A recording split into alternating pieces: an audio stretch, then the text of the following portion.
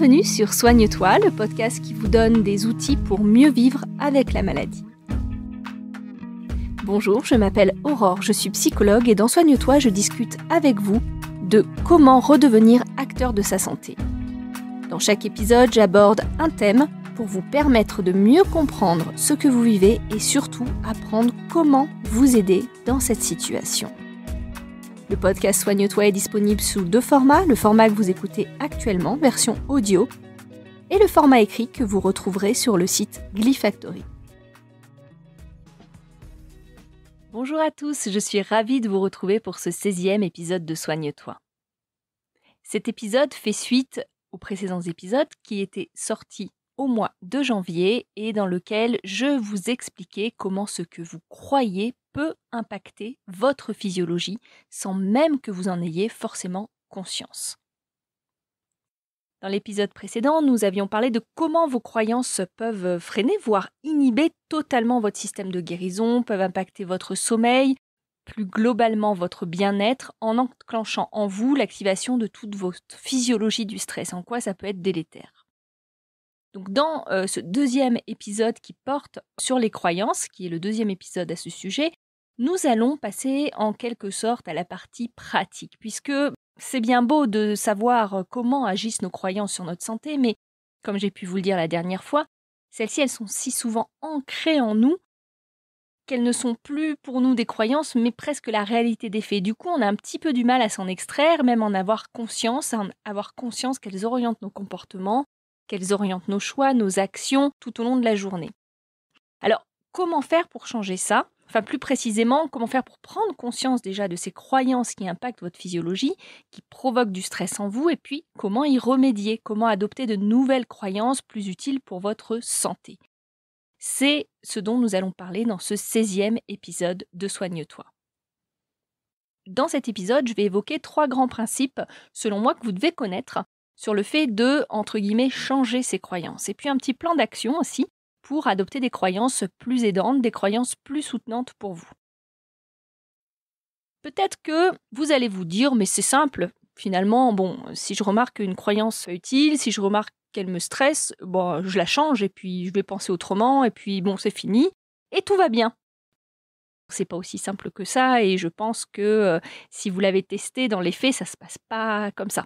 Au contraire, plus on va se dire je vais arrêter de penser à ça, je vais changer là-dessus, en général, je ne sais pas si vous avez remarqué, mais c'est plutôt le contraire qui se passe. Plus on y pense et moins on va réussir à changer cet aspect. Et là, c'est donc mon premier principe. Plus on va chercher à changer, moins on va changer. En fait, ce phénomène-là, il est tout à fait logique. C'est la fameuse illustration. Si je vous dis, vous pensez pas, surtout pas à un éléphant rose, quoi vous allez penser ? Qu'est-ce que ça va activer en vous comme image ? Moi, je pense à un éléphant rose, c'est fort probable. Parce que c'est logique, puisque j'ai évoqué ce mot-là, ça a activé tous vos réseaux neurologiques qui permettent de produire cette image, qui permettent d'activer cette pensée-là.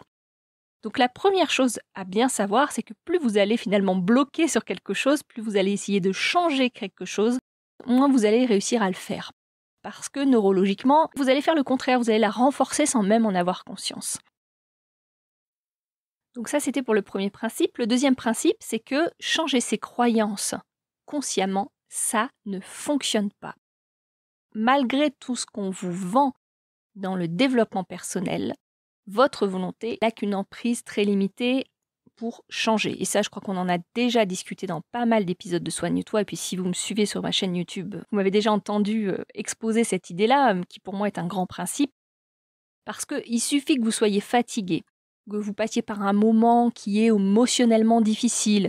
Et qu'est-ce qui va s'activer automatiquement ? C'est vos anciens schémas, c'est vos anciennes croyances qui vont revenir finalement sur le devant de la scène sans que votre volonté n'y puisse rien, puisque tout ce qui est lié à la volonté sera complètement déconnecté à ce moment-là. Donc ça, c'est vraiment le deuxième principe à savoir, c'est que si vous cherchez à changer vos croyances par la volonté, vous aurez un résultat très très très limité.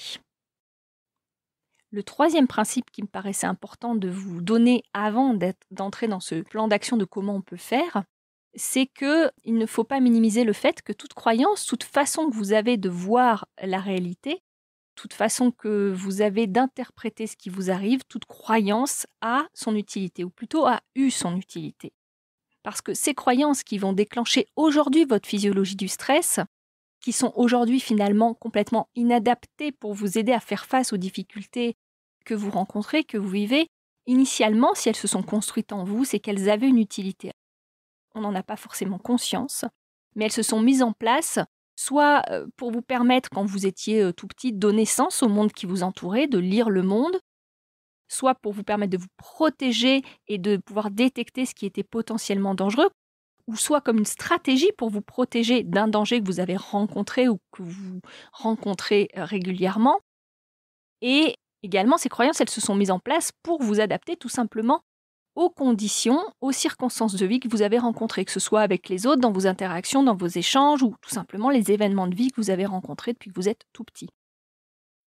Donc ces croyances-là, même si aujourd'hui elles activent votre physiologie du stress, elles ne sont pas à blâmer, elles ne sont pas à fuir, vous n'avez pas à vous culpabiliser d'avoir ces pensées-là qui remontent en automatique, parce qu'à une époque, ces croyances-là, elles ont été utiles.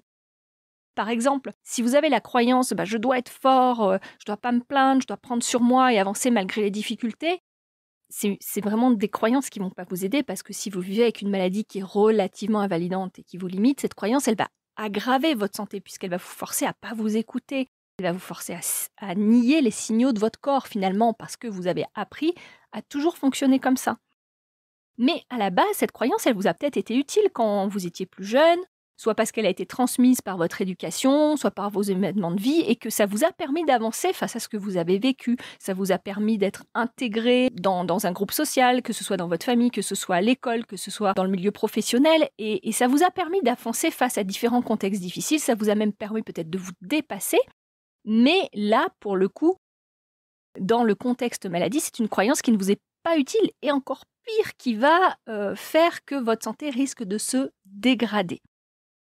Donc, voyez bien comment une croyance, à la base, c'est pas quelque chose qui est forcément à combattre, à nier, parce qu'à une époque, elle vous a été utile. Bon, là, j'ai pris un exemple vraiment bateau, hein, peut-être vous retrouvez pas du tout dedans, mais c'était vraiment pour vous expliquer un petit peu ce principe-là, que la croyance est une sorte de stratégie pour pouvoir avancer, pour pouvoir interpréter le monde, pour pouvoir finalement aussi rentrer dans une certaine normalité par rapport au schéma familial dans lequel on vit, et quelles sont vraiment ces croyances, le fruit des expériences passées, que c'est devenu des schémas qui sont juste des schémas qui ne sont plus adaptés à ce que vous vivez aujourd'hui et qui vous desservent. Du coup, si vous essayez de les combattre en les remplaçant par d'autres, ça va souvent être inefficace parce que à la base, ça avait quand même une utilité, cette croyance. Et dernier point, quand on parle de changer ses croyances, qui est une expression que moi-même je peux utiliser, hein, pour simplifier, on voit tout de suite ce vers quoi on veut en venir, mais il faut prendre en compte que en réalité, on ne change pas une croyance comme on changerait un programme informatique, par exemple. En fait, on va juste ne plus lui donner d'importance, en tout cas lui donner moins d'importance, moins d'attention, moins la croire. Et c'est en fonctionnant comme ça que vous allez finalement pouvoir guider votre vie d'une autre manière, adopter de nouvelles croyances et impacter votre physiologie. Mais je vais vous expliquer ça un peu plus en détail tout de suite. Je vais vous expliquer plus précisément comment faire justement pour adopter des croyances qui sont plus aidantes, qui sont plus soutenantes, qui vous permettent de mieux faire face à ce que vous vivez aujourd'hui par rapport à votre santé, ou d'ailleurs dans d'autres domaines, parce que ça peut s'appliquer dans d'autres domaines. Je vais vous l'expliquer finalement, ce plan d'action, en prenant en compte les principes que j'ai évoqués précédemment, pour ne pas tomber dans les pièges, qui seraient de chercher à combattre vos pensées, à combattre vos croyances. Et je vais vous proposer un petit plan d'action en 5 étapes. Alors bien sûr, j'ai découpé ça de cette façon pour que vous compreniez mieux, mais comme d'habitude, vous prenez ce qui vous parle, vous prenez ce qui résonne pour vous, c'est vraiment des pistes que je vous donne. Mais en tout cas, ce que j'ai envie de vous proposer aujourd'hui, c'est une autre façon, un autre rapport à envisager avec votre façon de penser pour ne plus déclencher cette physiologie du stress, parce que c'est ça qui est le plus important. Donc la première étape, première chose à faire, c'est d'identifier vos croyances, d'identifier ces croyances qui peuvent déclencher cette physiologie du stress. Un des moyens, moi, que je propose, c'est de porter votre attention sur tous les « il faut », « je dois » que vous vous dites à longueur de journée. C'est-à-dire de prendre un petit carnet et de se dire, tiens, dans la journée, je vais noter toutes les fois où on se dit « il faut »,« je dois ». Vous pouvez aussi noter les « je ne peux pas » qui recèlent des petites croyances comme ça sur lesquelles on s'est construit, qui nous poussent à agir dans un sens, ou à pas agir d'ailleurs, dans un sens qui n'est pas forcément bon pour nous, pour notre santé, ou qui n'est pas en accord avec nos besoins du moment. Une autre manière de faire que je peux vous proposer, c'est peut-être de noter ce que vous vous dites quand vous êtes mal. C'est-à-dire dès lors que vous avez dépassé ce que j'appelle la fenêtre de tolérance, je vous mettrai dans les notes de l'épisode pour ceux qui ne l'ont pas écouté, l'épisode sur la fenêtre de tolérance. Rapidement, la fenêtre de tolérance, c'est tout ce qu'on est capable de gérer dans sa journée sans que ça impacte ou que ça provoque du stress dans notre organisme, sans que ça impacte l'équilibre de notre organisme. Et quand on est malade, on sort facilement de sa fenêtre de tolérance. Une fois qu'on est sorti de sa fenêtre de tolérance, on active plus facilement la physiologie du stress et à ce moment-là, il y a une deuxième chose qui se passe, c'est qu'on n'arrive plus à inhiber son pilote automatique. Et moi, je trouve que c'est un très bon moment, si je peux dire ça ainsi, pour identifier ce pilote automatique que vous avez, pour identifier les croyances finalement sur lesquelles vous vous êtes construit, dont vous n'avez peut-être plus conscience, malgré le fait qu'elles soient toujours présentes. Donc dans ce cas, moi je vous propose de ne pas vous juger, de ne pas non plus essayer de comprendre le pourquoi du comment, mais vous prenez un papier, vous prenez un crayon, et vous notez tout ce qui vous passe par la tête comme pensée les jours où vous n'êtes pas bien. Deuxième étape, une fois qu'on a identifié ces croyances-là, je vous conseillerais de les rencontrer avec bienveillance. Alors qu'est-ce que je veux dire par rencontrer avec bienveillance ? Comme je vous l'ai dit tout à l'heure, en fait, on ne change pas une croyance en la remplaçant. C'est-à-dire qu'on ne va pas se dire, comme on vous le vend dans le développement personnel, de se dire à chaque fois que je vais avoir cette pensée, je vais la réorienter vers une autre pensée. On vous vend souvent ça. Chaque fois que je vais me dire je suis nul, je vais me dire non, je ne suis pas nul, je suis super fort. C'est un peu le même principe que la pensée positive. Donc moi, je n'adhère pas à cette vision des choses parce que neurologiquement, ce n'est pas comme ça que ça fonctionne. On ne remplace pas une croyance. Une croyance est le produit d'un schéma cérébral qui va s'activer à un moment donné. Et on ne va pas remplacer la croyance, mais on peut amoindrir cette croyance. On peut amoindrir surtout, et c'est là où ça aura un impact sur votre santé, on peut amoindrir la relation qu'a cette croyance avec l'activation de votre physiologie du stress. C'est-à-dire de pouvoir à un moment donné penser « je suis nul, je suis bon à rien », mais que ça ne déclenche plus la physiologie du stress. Parce qu'on a, on va dire, découplé l'appariement, le fait que les deux soient liés dans votre cerveau. Pour cela, moi, en tout cas, personnellement, ce que je vous propose, comme d'habitude, c'est la bienveillance. C'est la seule arme, moi, que j'ai en ma possession. C'est-à-dire que je vous bassine depuis un petit moment avec cette bienveillance, puisque si vous ne l'avez pas écouté, je vous conseille d'aller écouter l'épisode de numéro 4, je crois, qui portait sur la bienveillance, où je vous expliquais ce qui se passe dans votre corps quand vous adoptiez cette approche bienveillante envers vous-même, cette approche de non-jugement.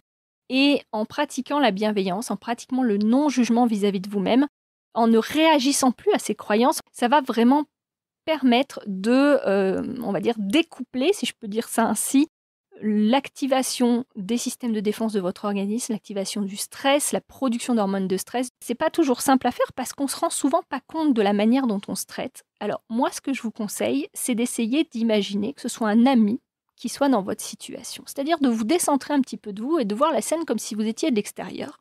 De voir cet ami, de vous voir, de vous demander si j'étais cet ami, qu'est-ce que je me dirais ? C'est-à-dire que si vous voyez de l'extérieur, vous rencontriez et que vous étiez dans une journée où vous êtes mal, où vous êtes exténueux, où vous n'en pouvez plus. Cet ami vous disait faut que je fasse le ménage, il faut que je m'occupe de mon mari ou de ma femme, il faut que j'aille faire les courses parce que quand même je peux pas, ils peuvent pas rentrer et j'ai rien fait alors que j'étais là toute la journée et que j'ai rien fait à part me reposer. Qu'est-ce que vous diriez à cette personne ? En général, si vous êtes un bon ami, vous n'allez pas lui dire « bah oui, bien sûr, oh là là, il faut que tu ailles t'occuper des autres alors que tu es dans une situation catastrophique ». Ben non, vous ne diriez pas dire ça. Vous diriez sûrement à cette personne « mais il n'y a pas de problème, prends un moment pour toi, prends soin de toi, va te reposer, ils peuvent comprendre et puis même s'ils ne comprennent pas, c'est pas un souci, mais toi tu as besoin de te reposer ». Et vous auriez un discours qui serait plutôt rassurant avec lui. Vous ne le pousseriez pas à se forcer. Donc, l'idée, c'est de se dire qu'est-ce que je dirais à un ami que j'aime vraiment beaucoup et avec qui j'ai une facilité à être bienveillant et de vous le dire à vous-même. Et d'ainsi, à chaque fois, essayer de sortir finalement de votre pilote automatique, de prendre cette petite voix intérieure qui vous blâme et de vous parler, de tenir un discours avec vous-même où vous seriez rassurant. C'est-à-dire ne plus combattre cette petite voix intérieure, mais lui parler avec bienveillance, lui parler comme si c'était un ami. Et en faisant comme ça, au fur et à mesure, vous allez activer des hormones qui vont être des hormones qui vont permettre d'amoindrir la relation qu'a la croyance initiale de « je dois être parfait, je dois faire face, je ne dois pas me laisser aller » avec l'activation des systèmes de stress, des hormones de stress. La troisième étape que je vous propose, mais elle est vraiment facultative cette-ci, c'est de chercher à comprendre ces croyances pour faire la paix avec elles. Pourquoi je dis qu'elle est facultative ? Parce que vous n'avez pas besoin de comprendre le pourquoi du comment de la croyance, d'en comprendre son origine pour pouvoir avancer et envisager les choses d'une nouvelle manière. Pour certains, ça va être nécessaire parce qu'ils auront besoin de passer par la cognition, de passer par le mental pour pouvoir faire la paix avec tout ça. Et comme je vous l'ai déjà évoqué, les croyances, elles se mettent aussi en place par rapport à des stratégies que vous avez eues pour pouvoir avancer dans la vie. Et pour certains, il sera nécessaire de comprendre pourquoi ces stratégies se sont mises en place pour pouvoir faire la paix avec cette part d'eux qui continuait comme ça à jouer ce pilote automatique, même s'il n'est pas du tout aidant, même s'il aggrave la situation. Alors attention, dans ce cadre-là, l'objectif, c'est pas d'aller refaire toute son histoire pour blâmer ses parents, pour blâmer son éducation, pour blâmer les circonstances de vie que vous avez eues, ou pour vous poser en victime. C'est pas du tout l'idée. L'idée, c'est de vous réapproprier votre histoire finalement sous un jour nouveau. Et en faisant ça, de vous permettre de ne plus activer cette physiologie du stress parce que vous avez fait la paix avec là où vous en êtes aujourd'hui. Et pour cette étape, qui est, je le répète, vraiment facultative, le mieux, c'est vraiment de trouver un psychothérapeute ou un thérapeute qui est apte à vous accompagner en ce sens-là pour que vous puissiez vraiment reconnaître ces croyances comme étant des stratégies qui étaient peut-être utiles à un moment donné, mais qui sont plus du tout adaptées maintenant. Et surtout pour vous accompagner pour construire une nouvelle façon d'aborder les choses avec sécurité, avec soutien, avec bienveillance avec vous-même. Parce que si c'est des stratégies qui vous ont permis à un moment donné d'avancer face à certaines difficultés, il est possible que si vous enlève cette stratégie, que vous n'avez pas une nouvelle stratégie, ça soit compliqué pour vous. Donc n'hésitez pas non plus à vous faire accompagner dans cette optique-là. L'idée, c'est vraiment de pouvoir vous sentir en sécurité, de pouvoir permettre avec quelqu'un de comprendre les besoins qui s'expriment derrière ces croyances. Une fois que vous avez identifié ces croyances, une fois que vous avez réussi à faire la paix avec ces pensées automatiques qui découlaient de vos croyances pour qu'elles n'activent plus cette physiologie du stress, comment vous faites pour construire des croyances qui sont plus aidantes, qui sont plus soutenantes? Comment vous faites pour avoir une autre vision, une autre interprétation de ce que vous vivez et surtout pour le croire, pour que ça devienne votre réalité? Puisque je vous ai dit, comme tout à l'heure, que ce n'était pas une question de volonté, comment faire? Donc, j'en arrive à la quatrième étape pour pouvoir adopter de nouvelles croyances. La première chose, pour vous aider à sortir de ce pilote automatique, c'est donc pas de combattre ces croyances-là, mais bien d'ouvrir un nouveau champ de possibles. C'est-à-dire de pouvoir expérimenter par vous-même, puisque les croyances sont issues de l'expérience, de pouvoir expérimenter que ce que vous vous dites n'est pas forcément le reflet de la réalité, mais de ce que vous pensez de la réalité. L'idée, c'est vraiment de pouvoir faire une nouvelle expérience qui, à force d'être répétée, va ouvrir pour vous une nouvelle manière de réagir aux situations. Et du coup, ça va d'une part amoindrir l'activation du stress, puisque en vous ancrant dans la réalité de l'instant, vous donnez de nouvelles informations à votre cerveau et à votre corps sur le fait que vous êtes en sécurité et que ce n'est pas la même situation que d'habitude.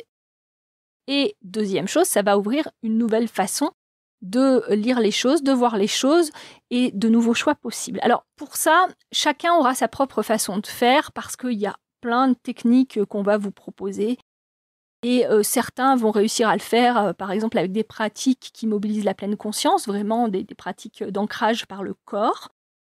D'autres vont le faire grâce à tout ce qui est travail psychothérapeutique. Je pense là plus précisément à toutes les thérapies comme l'ACT, comme l'IFS. Il y a certaines personnes aussi, quand on parle de différentes techniques, qui sont aidées par le FT, là où d'autres ne vont pas du tout être aidées. De la même manière, il y a une approche que moi j'apprécie particulièrement, mais qui est un petit peu connotée, on va dire spiritualité, donc qui peut avoir certaines réticences pour certains, qui s'appelle The Work de Byron Katie, qui va permettre de créer une expérience nouvelle de la réalité dans l'instant, en essayant de faire une sorte de méditation finalement dans l'instant, une méditation liée à ses pensées, à ses croyances.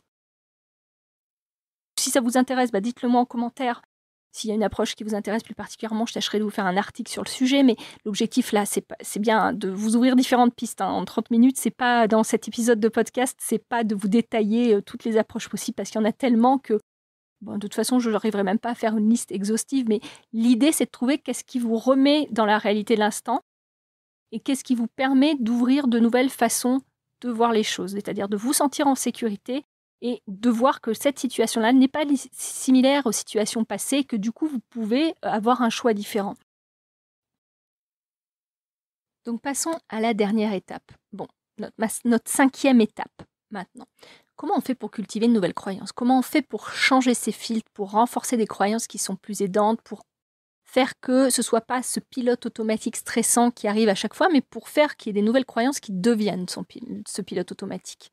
Pour faire que, face aux difficultés, ce qui vous arrive automatiquement comme pensée soit plus « je suis en capacité de m'aider, je peux me soutenir, ça va passer, je suis capable de faire face, je sais traverser ça », au lieu d'avoir ces pensées automatiques stressantes qui arrivent en disant « oh là là, comment je vais faire, mais j'en peux plus, j'en sortirai jamais, je suis pas assez fort, je vais pas réussir, et ma vie est horrible, etc. etc. » Je ne sais pas si vous avez déjà remarqué, je ne sais pas si ça vous arrive, en fonction de chacun, finalement, c'est plus ou moins marqué, c'est plus ou moins visible, mais schématiquement, on a souvent 2 personnes en nous, enfin, voire plus, là je simplifie, mais souvent, on va dire, on a vraiment 2 personnes, on a 2 discours.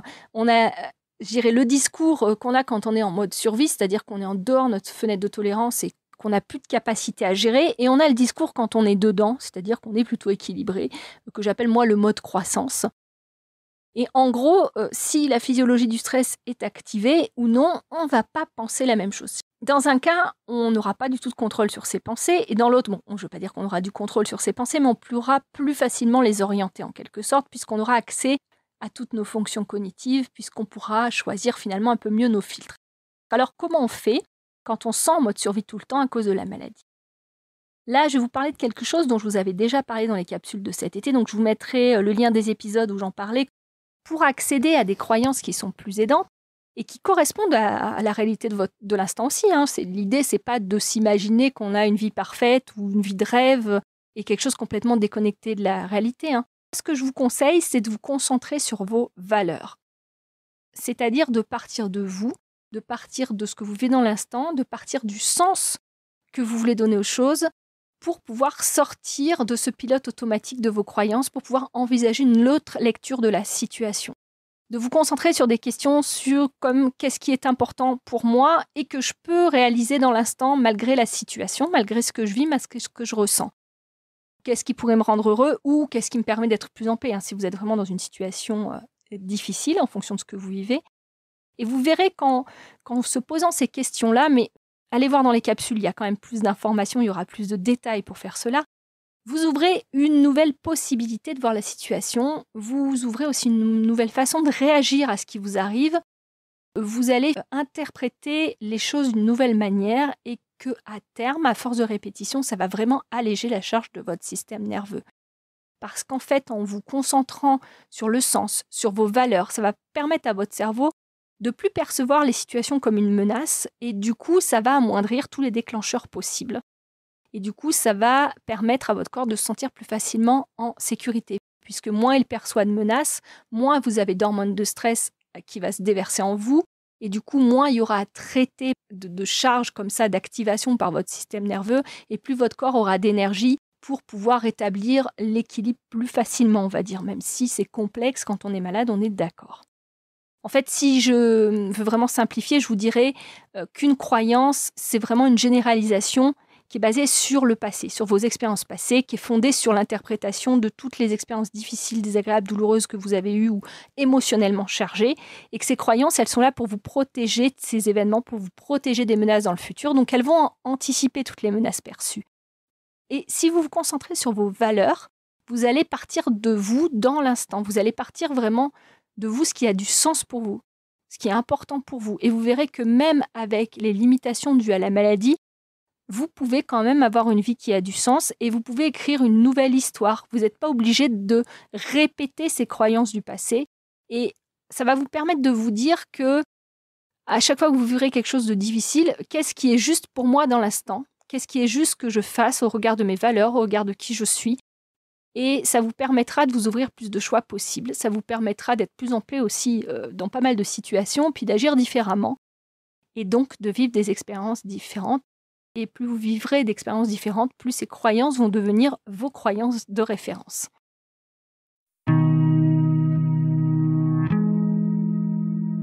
Je vous résume les grands principes évoqués dans cet épisode. Premier principe, plus vous allez chercher à changer, moins vous allez changer parce que vous allez renforcer la croyance sans vous en rendre compte en portant une attention démesurée à cette croyance. C'est le principe de la neuroplasticité.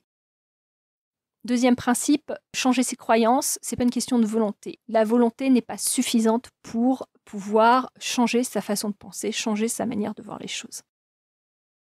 Troisième principe, toute croyance que vous avez a ou a eu son utilité.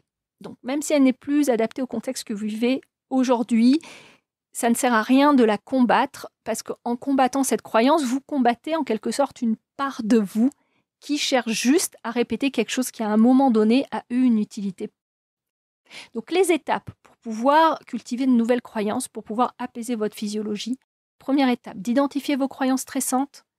Deuxième étape, de les rencontrer avec bienveillance, comme vous parleriez à un ami. Troisième étape, que je répète, facultative, de comprendre pourquoi vous avez ces croyances-là. Quatrième étape, de revenir dans l'instant, de confronter vos croyances à la réalité de l'instant pour vous ouvrir d'autres perspectives, un autre angle de vue, une autre manière de voir les choses. Cinquième étape, pour cultiver une nouvelle croyance, recentrez-vous sur vos valeurs, recentrez-vous sur ce qui a du sens pour vous.